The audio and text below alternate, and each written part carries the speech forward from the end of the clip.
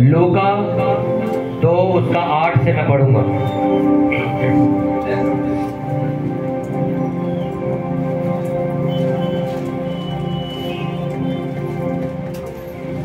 नया नियम लूका 2 उसका 8 वचन हम पढ़ेंगे, पेज नंबर 84 के ऊपर 84।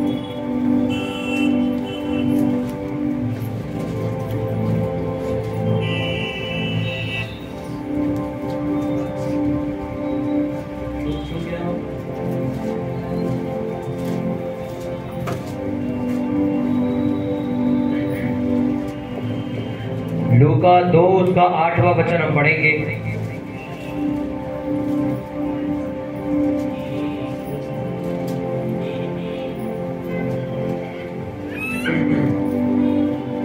और उस देश में कितने गडरिये थे जो रात को मैदान में रहकर अपने झुंड का पहरा देते थे। और प्रभु का एक दूत उनके पास आ खड़ा हुआ और प्रभु का तेज उनके चारों ओर चमका और वे बहुत डर गए। तब स्वर्गदूत ने उनसे कहा, मत डरो, क्योंकि देखो मैं तुम्हें बड़े आनंद का सुसमाचार सुनाता हूँ जो सब लोगों के लिए होगा, कि आज दाऊद के नगर में तुम्हारे लिए एक उद्धारकर्ता जन्मा है, और यही मसीह प्रभु है। और इसका तुम्हारे लिए यह पता है कि तुम एक बालक को कपड़े में लिपटा हुआ और चरनी में पड़ा पाओगे। तब एकाएक उस स्वर्गदूत के साथ स्वर्गदूतों का दल परमेश्वर की स्तुति करते हुए और ये कहते हुए दिखाई दिया, आकाश में परमेश्वर की महिमा और पृथ्वी पर उन मनुष्यों में जिसने वह प्रसन्न है शांति हो। जब स्वर्गदूत उनके पास से स्वर्ग को चले गए तो गडरियों ने आपस में कहा, आओ हम बैतलहम जाकर ये बात जो हुई है और जिसे प्रभु ने हमें बताया है देखें। और उन्होंने तुरंत जाकर मरियम और यूसुफ को और चरनी में उस बालक को पड़ा देखा। इन्हें देखकर उन्हें वह बात जो उस बालक के विषय में उनसे कही गई थी प्रकट की, और सब सुनने वालों ने उन बातों से जो गडरिये ने उनसे कही आश्चर्य किया। परंतु मरियम ये सब बात अपने मन में रखकर सोचती रही, और गडरिये जैसा उनसे कहा गया था वैसे ही सब सुनकर और देखकर परमेश्वर की महिमा और स्तुति करते हुए लौट गए। सब बोलो आमीन, हालेलुया। अपने पड़ोसी को बोलो ध्यान से सुन। सभी पड़ोसी को बोलो, बोलो ध्यान से सुन। सुनने से विश्वास पैदा होता है। जब प्रभु यीशु मसीह का जन्म हुआ, सबसे पहला जो व्यक्ति था जो प्रचार लेकर आया, वो पता कौन था? एक ऐसा स्वर्गदूत, मिकाएल स्वर्गदूत, जो यहोवा परमेश्वर के सामने खड़ा रहता है। वो स्वर्गदूत मरियम के पास आता और कहता है कि प्रभु पिता का अनुग्रह तुझ पर होगा और तो एक पुत्र जनेगी जो इस जगत के उद्धार के लिए कुर्बान किया जाएगा, कि जो व्यक्ति उस पर विश्वास करेगा, उसके नाम पर विश्वास करेगा, वो उद्धार पाएगा और नया जीवन पाएगा। ये पहला प्रचार जो पृथ्वी पर किया गया, जो स्वर्ग से आया था, कि प्रभु यीशु मसीह का जन्म होने वाला है। आपको पता, जब प्रभु यीशु मसीह का जन्म हुआ, जब प्रभु यीशु मसीह का जन्म हुआ तो स्वर्गदूतों ने सबसे पहले जाके प्रचार किया था लोगों को। अभी मैंने क्या पढ़ाया कि कुछ गडरिये बैठ के अपना गाय बैल का काम कर रहे थे, तो स्वर्गदूत वहां पर आ गया और आके कहता, जाओ देख के आओ, उद्धारकर्ता ने बैतलहम गांव में जन्म ले लिया है। वो चरनी में पैदा हुआ एक लड़का है, उसकी माँ उसको लेके वहां बैठी है, जाओ उसे देख के आओ। और वो हैरान हो गए क्योंकि स्वर्गदूत आके उनसे बात कर रहे थे। दूसरी लाइन में लिखा कि स्वर्गदूतों की एक बहुत बड़ी एक पलटन स्वर्ग से नीचे नाचती गाती ढोल वगैरह बजाती हुई आनंद एक जश्न बना के पृथ्वी का राउंड मार के वापस चली गई। मैं फिर पढ़ता हूं, आपको समझ आ जाएगी। तब एकाएक उस स्वर्गदूत के साथ स्वर्गदूतों का दल परमेश्वर की स्तुति करते हुए और यह कहते दिखाई दिया। जश्न मना रहे थे वो आसमान में घूम के, पृथ्वी के चक्कर मार रहे थे, आके लोगों को बता रहे थे कि उद्धारकर्ता का जन्म हो चुका है। उन्होंने जाके गडरियों को बताया कि भाई प्रभु यीशु मसीह का जन्म हुआ, जाओ देख के आओ जाके। और वो लोग जब गए, उन्होंने देखा तो वो हैरान थे कि जो हमने सुना स्वर्गदूतों के मुंह से वो हकीकत में हुआ है। कितनों को बात समझ आ रही है? हालेलुया। सबसे पहले ये बात किसने बताई सबको कि प्रभु यीशु मसीह का जन्म हो चुका है? बोलो बोलो बोलो, किसने बताई? जोर से बोलो, सुनाई नहीं दे रहा। स्वर्गदूतों ने बताया कि प्रभु यीशु मसीह का जन्म हो चुका है। स्वर्गदूतों को ये बात मालूम है कि प्रचार करने से क्या होता है, एक गुड न्यूज देने से क्या होता है, सुसमाचार फैलाने से क्या होता है। पर हम लोगों को ये बात नहीं पता कि किसी को प्रभु यीशु मसीह के बारे में सिर्फ बताने से क्या होता है। कितनों को बात समझ आ रही है? स्वर्गदूतों को क्या पता था कि अगर हम इन लोगों को ये बात बताएंगे कि प्रभु यीशु मसीह का जन्म हो चुका है, तो ये लोग भी क्या पाएंगे, उद्धार पाएंगे। लेकिन स्वर्गदूतों की एक सेना, एक दल पूरा जश्न मनाती हुई गई। समझ आ रही नहीं आ रही? आज जो केरल निकलती है क्रिसमस में, जो आपके घर आती है, अभी शुरू होगी चर्च में, वो क्या है? वो यही तो है। वो इको कम करते हैं। जो केरल निकलती है, आप लोगों के घर पर आती है, नाचते गाते हुए आती है, वो क्रिसमस चर्च के दिनों में आती है, आपने देखा होगा। वो क्या करते हैं? वो स्वर्गदूतों का दिया हुआ काम कर रहे हैं।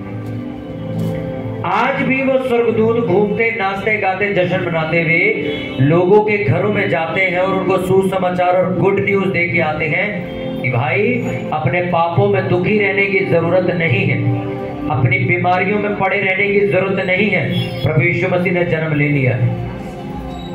अगर तू उस पर विश्वास करे और उसके पीछे चले तो वह तेरे सारे मसलों को खत्म करने की ताकत रखता है। पर आज लोगों के घरों में सुसमाचार क्या पहुंचता है? वो चर्च वाले आएंगे, वो तो धर्म परिवर्तन करते हैं, वो तो पैसा दे के लोगों को ले जाते हैं। आज ये सुसमाचार घर पहुंचाया जाता है।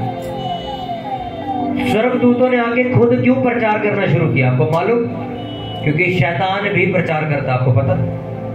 सिर्फ मसीही लोग या परमेश्वर के स्वर्गदूत ही प्रचार नहीं करते, शैतान की दूत भी, जो नरक की आत्मा है, वो भी आपके घर प्रचार लेकर आती है कि भाई साहब एक पैक शराब पीने से चिंता खत्म हो जाएगी, पी सकते हो आप। थोड़ा सा ब्याज का पैसा खाने से 4 पैसे आपके घर में आएंगे, आप ब्याज का पैसा खा सकते हो। वो कौन है जो बात आपको बोल के गया है? वो शैतान के लोग थे जो बोल के गए। क्योंकि जब परमेश्वर के लोग घर में आते, वो तो बोल के जाते, बहन जी ब्याज का पैसा खाना बंद कर दो, शराब पीना बंद कर दो, गालियां देना बंद कर दो। पर जब शैतान के दूत आपके घर आते प्रचार करने, तो वो बोल के जाते, थोड़ा बहुत गुस्सा है तो गाली बक सकते हो, थोड़ा बहुत आपका मन करे तो आप पाप कर सकते हो, आप लड़कियों को देख सकते हो, कोई दिक्कत नहीं। पर जब परमेश्वर के दूत आपके पास आते हैं तो वो बोलते हैं कि भाई ये पाप है, आज के बाद मत करना। आपके घर में जब परमेश्वर के दूत आए ही नहीं तो कौन आएगा फिर? बोलो।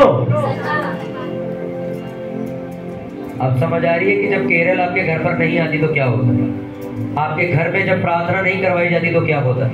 आपके बच्चों को फिर शैतान के दूत आके सलाहें देते हैं, चर्च जाके कोई फायदा नहीं।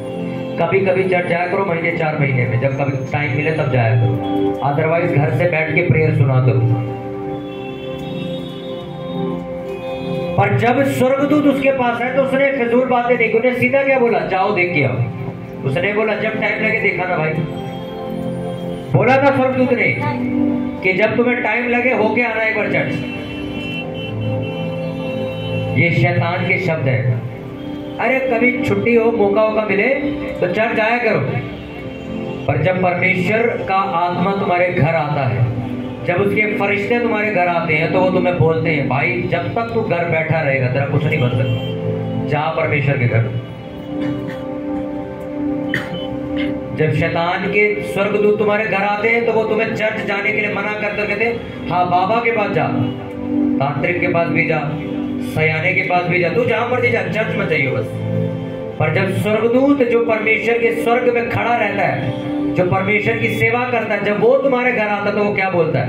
ना बाबा के पास जाना, ना तांत्रिक के पास जाना, ना सयाने के पास जाना, तुझे चर्च जाना है बस, और कहीं नहीं जाना। कितनों को बात समझ आ रही है? लिखा स्वर्गदूतों की पलटन जश्न मनाती हुई घूम रही थी और जा जाके सबको बता रही थी। आज प्रभु यीशु मसीह का जो जन्मोत्सव है, जो आप लोग अपने घरों में मनाते हो, अपने घरों को लाइटों से सजाते हो, उसका मतलब ये है कि आप लोगों को ये प्रचार दे रहे हो कि प्रभु यीशु मसीह तेरे पापों के लिए मरने के लिए पैदा हो चुका। तुझे अब उस कर्जे और गरीबी में जीने की जरूरत नहीं। जब प्रभु यीशु मसीह के बारे में लोगों को पता नहीं होता तो लोग तरकीबें निकालते घर में बैठ के, चलो एक बार यहाँ पर होकर आते, शायद कुछ हो जाए। चलो एक बार इस बंदे ने कहा कि ये बहुत बहुत जबरदस्त बाबा है, ये इसके पास चलते हैं। लुबान कितने की आती है आपको मालूम? कितने की आती है? किसी को किसने खरीदी है कभी? पता हो किसी को? 10 रुपए की लुबान आती है। चलो लुबान कितने की आती है? 10 रुपए की आती है। 50 रुपए की लाओगे तो थैली भर के आ जाएगी। हाँ के ना? एक बाबा के पास हम जाते थे, मेरे को आज भी याद है, मैं छोटा था। उसने ना मेरे को 50 रुपए की लुबान दी। कहता रोज काम पे जाने से पहले अपनी गाड़ी में फेंका करो इसको। हाँ, इसको फेंका करो, अपनी गाड़ी में फेंका करो, तुम्हारा काम बहुत सही चलेगा।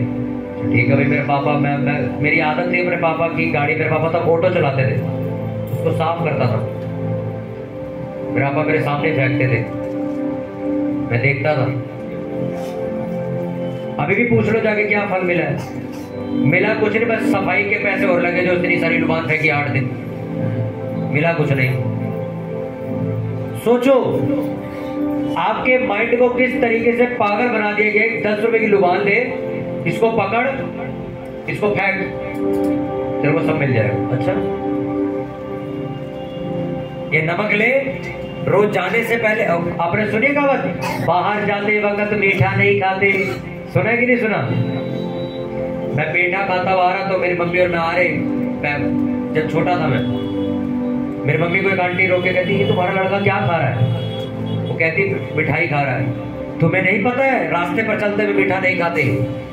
मेरी मम्मी ने पैकेट लेके फेंक नहीं दिया नाले में। मैं अपनी मम्मी का मुंह देखो, फिर उसको मेरा मन करे गाली देने का।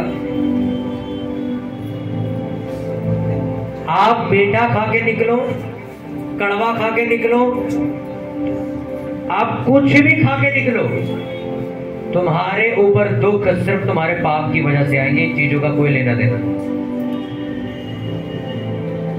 आ रही नहीं आ रही समझ? आज जो स्वर्गदूतों ने जाके प्रचार किया, वो क्यों किया? इसीलिए किया कि आज भी आप जैसे कई सारे लोग हैं जो ये बेवकूफों वाले कामों में लगे हुए।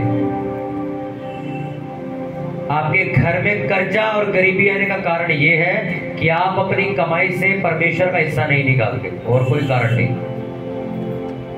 कि ऐसा कर ले, हम ये बांध दें, हम ऐसा कर ले, सुबह इतने बजे उठ के ये चढ़ाएं, कोई मसला नहीं है इस चीज का। परमेश्वर ने आज्ञा दी कि अपनी कमाई का पहला हिस्सा लेके अगर तू मेरे भवन में आएगा तो तेरे खत्ते हरे भरे रहेंगे, तेरे रसकुंडों से नया दाख रस निकलता रहेगा, तेरा काम कभी नीचे नहीं जाएगा। बस इतना लिखा। इसको फॉलो नहीं करेंगे पर 500 रुपए की लुबान, ये नमक चीनी सब फूक देंगे। मैंने कोई बात पिछले संडे समझाई थी। उसने कहा जब स्वर्गदूतों का पलटन आया तो प्रचार करके गया, जाकर प्रभु यीशु मसीह को देख के आओ, वो उद्धार करता जन्म ले चुका। इस महीने आपकी ड्यूटी है लोगों तक प्रचार पहुंचाना कि प्रभु यीशु मसीह का जन्म क्यों हुआ। दुनिया ने अफवाह फैलाई कि चर्च वाले तो धर्म परिवर्तन करते। अरे ये इनका जो आज भी पुराने टाइम के लोग हैं तो वो यीशु मसीह नहीं बोलते, ईसा मसीह बोलते। कहते ईसा मसीह वाले तुम तो हमारा धर्म खराब कर दोगे, हमको तो तुम पता नहीं मीट खिला दोगे, ये खिला दोगे।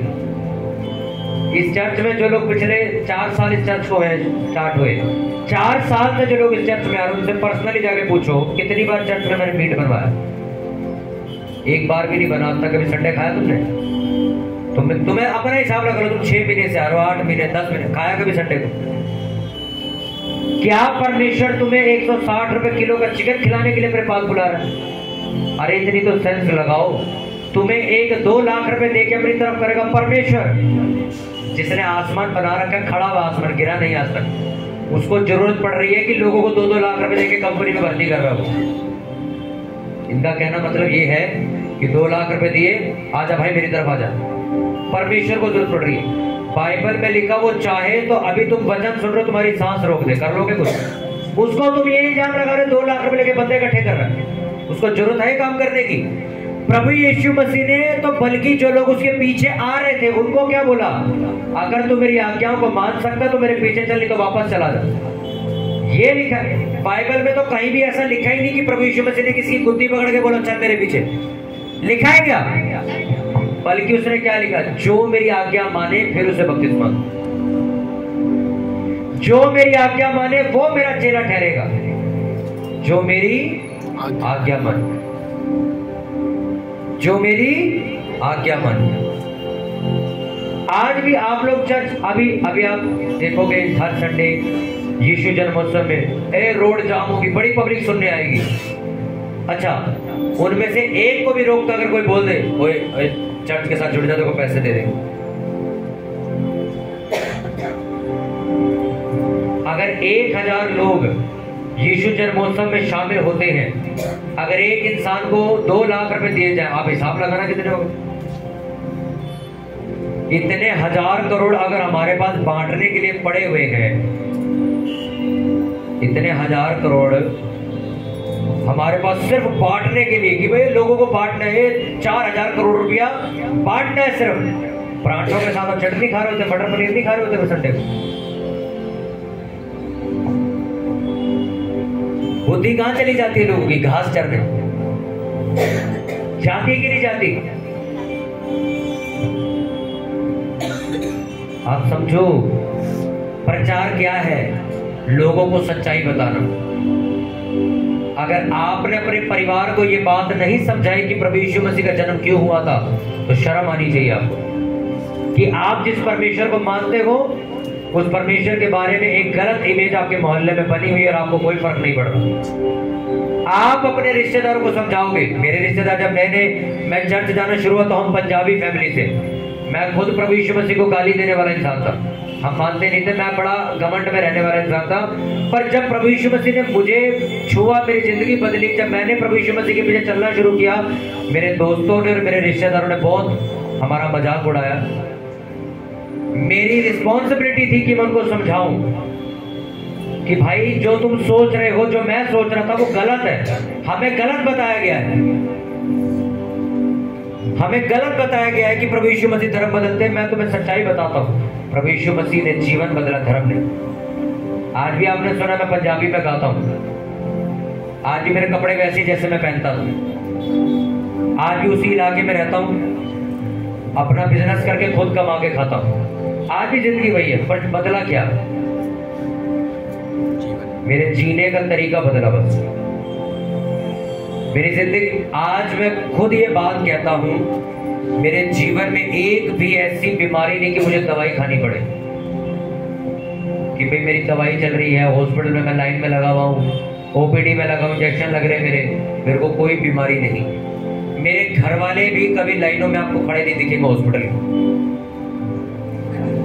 और अगर आप 2017 से पहले मेरी जिंदगी देखो, मैं और मेरी मम्मी हर दूसरे हफ्ते में दवाई लेने खड़ा होता था। कभी हड्डी की, कभी एक्सीडेंट हो गया, कभी चेहरे की, कभी ब्लड की, कभी हर चीज की मैं दवाई खाता था। कहां पे? वो बीमारी नहीं थी, वो एक दुष्ट आत्मा थी जो तुम्हारी उम्र कम करने के लिए तुम्हारा पीछा करती। आपके बच्चों को अभी आप नहीं बताओगे कि प्रभु यीशु मसीह कौन है, क्यों तुझे उसके पीछे चलना है। वो जब 17 साल का हो जाएगा वो तुम्हें बाहर निकालेगा, तुम्हारी सुनेगा नहीं।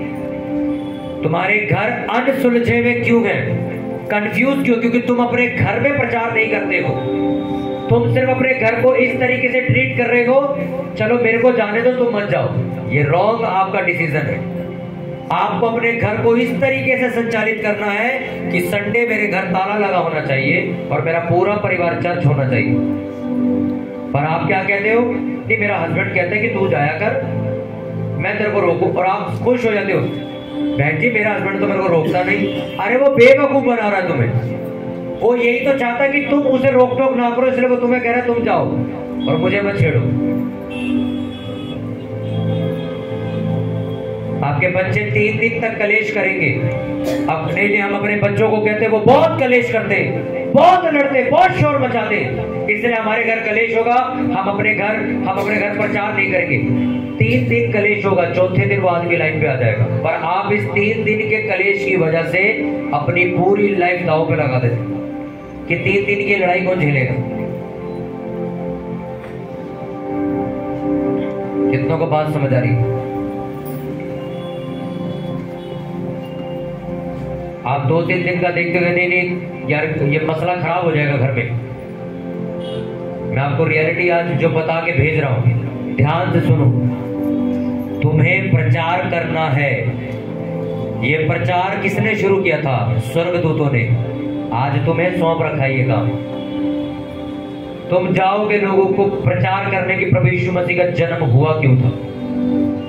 तुम उन्हें चर्च में इनवाइट करोगे, उन्हें बताओगे कि भाई चल, अगर वो ये अरे मेरा धर्म बदलवा दोगे तुम, अगर उसको चैलेंज करके लाओ, अगर तेरा धर्म बदला तू छोड़, मैं भी नहीं जाऊंगा, चल तो सही। भले ही वो प्रभु यीशु मसीह के पीछे ना जाए, पर उसकी मेंटालिटी में तुम एक बीज बो दोगे जो उसको जिंदगी भर याद रहेगा कि भाई चर्च वाले धर्म नहीं बदलते यार, वो तो जीवन बदलने की बात कर रहे थे। और वो जिंदगी भर दुनिया में यही बोलता रहेगा। और आप कभी भी अपने दोस्त को मैसेज करके प्रचार नहीं करते हो। आप फेसबुक, आप व्हाट्सएप, आप इंस्टाग्राम चलाते हो, पर कभी उन पर प्रचार नहीं डालते।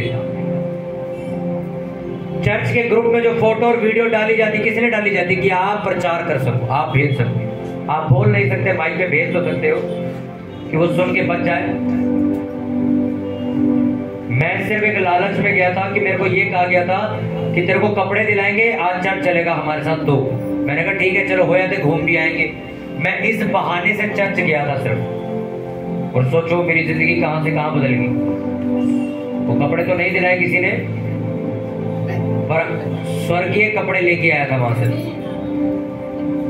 मैं ये बोल के लेके गए थे मेरे कपड़े दिलाएंगे चलो, और मैं चला गया था चल आज घूम के आते चर्च। और मेट्रो स्टेशन पर जाकर भी मेरी मम्मी से मेरी लड़ाई हो गई थी। मैं कहा मैं घर जा रहा हूँ, मैं नहीं जा रहा चर्च। और एक किसी तरह मेरे को घीस घसाट के ले गए चर्च।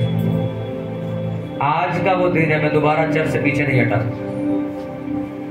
अब लोग मेरे दोस्त, तेरा माइंड वॉश कर दिया गया, तेरे को कोई पट्टी पढ़ा दी गई है, तेरे को ये पढ़ा, किस बात का माइंड वॉश? इसको अगर आपके दिमाग से परमेश्वर गंदी बातें निकाल रहा है तो ये माइंड वॉश ही है। अगर आपके जीवन से परमेश्वर गाली देने वाली आत्मा को निकाल रहा है तो ये माइंड वॉश ही। ये वॉश ही तो हो रहे हो। हाँ भाई, सफाई तो हुई है, बहुत अच्छे से सफाई हुई। लोग कहते हैं ना, अरे तेरे को तेरा माइंड साफ कर दिया लोग, तेरे को घुमा दिया, तेरे को फुसला लिया। बोलो हाँ भाई, सफाई तो हुई है, मेरे अंदर से गंदगी निकाली है परमेश्वर। कितनों को बात समझ आ रही है? क्या करोगे तुम? प्रचार करोगे। क्या करोगे? कि प्रभु यीशु मसीह आए क्यों है। तुम रिक्शे वाले के साथ बैठोगे, रिक्शे वाले को प्रचार करो। बस में बैठोगे, बस में प्रचार करो। मेट्रो में जाओगे, मेट्रो में प्रचार करो।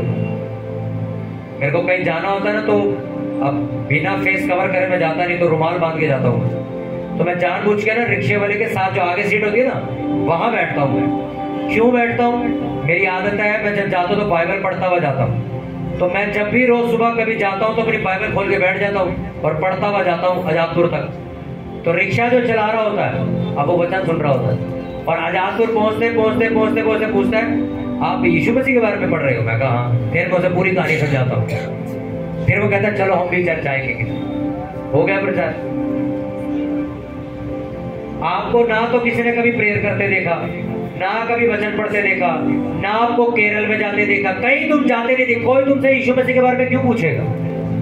वो आपको अपनी तरह ही समझ रहा है कि आप एक नॉर्मल आदमी। थोड़े दिन पहले मैं पढ़ रहा तो वो रिक्शा चलाते रहते, देख रहा थे पढ़ क्या रहा है। बड़ी देर देखता रहा। आदर्श नगर पहुंच गए, आदर्श नगर क्रॉस हुआ, मेरे से पूछता, कहता आप बाइबल पढ़ रहे हो ना? मैं कहा कहते मैं भी रोज बाइबल पढ़ता हूँ घर में। मैं अच्छा, मैं कहा चर्च? कह रहा यहाँ पता नहीं कौन सी, कह रहा मैं भलसवा में चर्च जाता हूँ। और सोचो सुने, जो मेरे को एक बात बोली, मैं हैरान हो गया सुन के।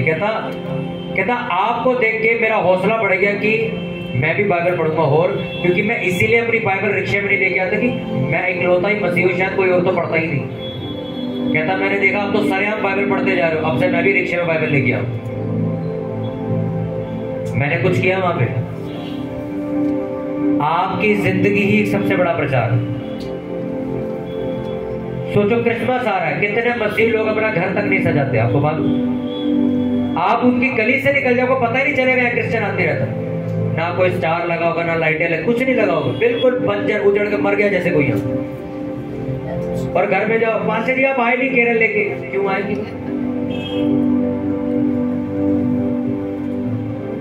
अरे 300 रुपए की लाइटें आनी, लगाओ, सजाओ यार, सफाई करो, पेंट कराओ घर में नया। केरल बुलाओ अपने घर। इतने ज्यादा डिले, इतने ज्यादा सुस्त हो गए लोग कि उन्हें प्रचार करना ही बंद कर दे। इसीलिए उनके घर वाले अब उनको शक की नजर से देखते, ये तो चर्च क्या करने जाती है? क्योंकि आपकी जिंदगी से गवाही तो दिखी नहीं कोई। ना वो तुम्हें प्रेयर करता देखते हैं घर में, ना तुम बाइबल पढ़ते देखते हो, रोज सुबह वो तुम्हें खाता हुआ देखते, ना तुम्हें उपवास करता देखते। तो वो 5 दिन बाद तुम्हारी बात से समझेंगे नहीं, बल्कि तुमसे सवाल पूछ लेंगे, चर्च वर्च कहाँ जाते हो? आज से नहीं जाना, बंद करो इसे। और जब वो देखते हैं कि यार इसके चर्च जाने की वजह से मेरे घर में क्या बदलाव आया, मेरे बच्चे कैसे लाइन पे चल रहे, वो हस्बैंड अपने आप आ जाता। आ रही कि नहीं आ रही समझ? बोलो। मसीहत ये नहीं आप क्रॉस गले में टांग के घूमो, मसीहत ये है कि आप क्रॉस दिल में लेके घूमो। आप आज से प्रचार करोगे, जहां जाओगे प्रचार करोगे, प्रभु यीशु मसीह के बारे में बताओगे। हजारों की तादाद में पैम्पलेट लेके बैठा होता ना, वो किसके लिए? मैंने अपने घर लगाने के, आपको देने के लिए कि आप उनको बात करो, पर्स में से निकालो, रिक्शा ले दो, भैया चर्चा। मेरे को बहुत सारे रिक्शा मिलते हैं। एक लेडीज मेरे साथ बैठी, मैं बाइबल पढ़ रहा, पीछे बैठा, आजादपुर पहुंचे, कहती आप बाइबल पढ़ रहे हो? मैं कहा हाँ। कहती हम भी बाइबल पढ़ते थे पर हमें कुछ मिला नहीं, इसलिए हमने चर्च जाना छोड़ दिया, हमने सब छोड़ दिया। अब मेरा स्टेशन आ चुका था, मैं इतना उसको क्या ही समझाता मैं, और वो सुन यहाँ से रीति वचन की बाइबल पढ़ रही। कहती आप बाइबल पढ़ रहे हो? मैं कहा। कहती हम भी पढ़ते थे, मेरा पूरा परिवार चर्च जाता था, हमें कुछ मिला नहीं, हमने चर्च छोड़ दिया। मैंने अब 5 मिनट रह गया था मेरा स्टैंड आने में, मैंने इतनी सी बात है, मैं इसको पूरा प्रचार क्या समझाऊंगा, मैंने एक ही शब्द बोला, मैंने कहा परमेश्वर लालचियों से घृणा करता है। मैं उतर गया। कहती मैं दोबारा चर्च जाऊंगी। मैंने कहा आपने सिर्फ परमेश्वर को इसलिए जाना कि आपको कुछ मिले, तुम 20 साल धक्के खाओगे, कुछ नहीं मिलेगा। यार सोचो, आप अपने माँ बाप को इज्जत इसलिए दे रहे हो कि आपको सिर्फ प्रॉपर्टी मिल जाए, तो आप बच्चे थोड़ी, आप हैवान हो एक तरह से, आप औलाद थोड़ी हो गए। आपको माँ बाप से कुछ लेना देना नहीं है, सिर्फ प्रॉपर्टी जब तक है, जब तक ये जिंदा है तब तक इज्जत करो इसकी। तो वो माँ बाप कभी तुम्हें नहीं देके जाएंगे, वो माँ बाप चैरिटी में दे जाएंगे, वो जमीन दान दे जाएंगे, तुम्हें नहीं देंगे बस। पर जब माँ बाप को लगता है नहीं ये मेरे प्रॉपर्टी से नहीं, मुझसे बड़ा प्यार करता है, मेरे साथ ही रहता है, दुनिया जान की चीजें तुम्हें दे देगी। उसी तरह परमेश्वर तुम्हारे मन को जानता है। ये चर्च सिर्फ इसलिए आ रहा है, इसको कुछ लेना है, अदरवाइज इसको मेरे से कोई लेना देना नहीं है। ना ये बपतिस्मा लेने को तैयार है, क्योंकि जब आदमी बपतिस्मा लेता है तो उसको परमेश्वर को पता है अब ये मेरे को अपना परमेश्वर समझ चुका है, ये मुझसे प्यार करता है, इसको दुनिया से कोई लेना देना नहीं। इसके कंधे पे तुम बंदूक भी रख दोगे तब भी इसको कोई लेना देना नहीं, मेरे पीछे चलेगा। फिर परमेश्वर तुम्हारे लिए एक स्वर्गदूत स्पेशल भेजता कि अब इसकी जिंदगी बनाओ। क्या लिखा भजन संहिता 91 में?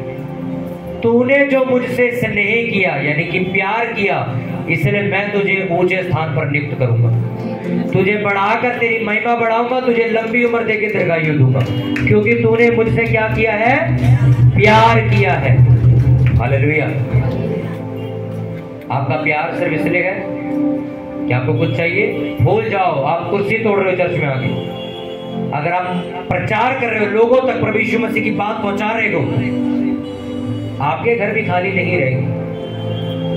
जिस नलके में से पानी आता है पाइप सूखी भी होती है क्या? कि नहीं, नलके में से पानी आ रहा, पाइप सूखी हुई है, उस पाइप में भी पानी आता है, उसको भी गीला करता और आपको भी देता है। जब तुम्हारी वजह से किसी का परिवार बचेगा तो तुम्हारा भी बचेगा। तुम्हारी वजह से किसी का लड़का जो नशे कर रहा है वो चर्च आके सुधर जाए तो तुम्हारा लड़का भी बच जाए।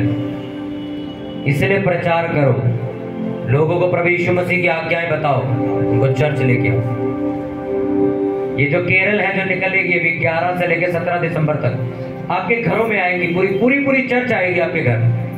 कुछ आलसी लोग होंगे जो उस दिन भी नहीं आएंगे, हमें क्या लेना देना, जिस दिन हमारे घर आनी होगी उस दिन आ जाएंगे। जो तूने बोया वो तू काटेगा।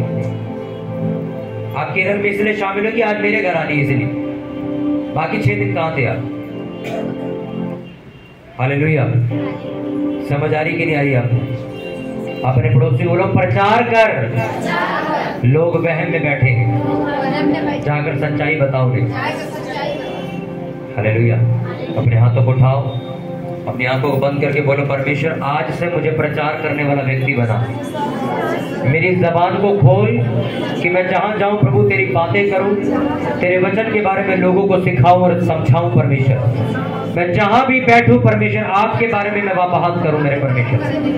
मेरे परमेश्वर आप मेरे जीवन में आके आपसे कार्य कीजिए।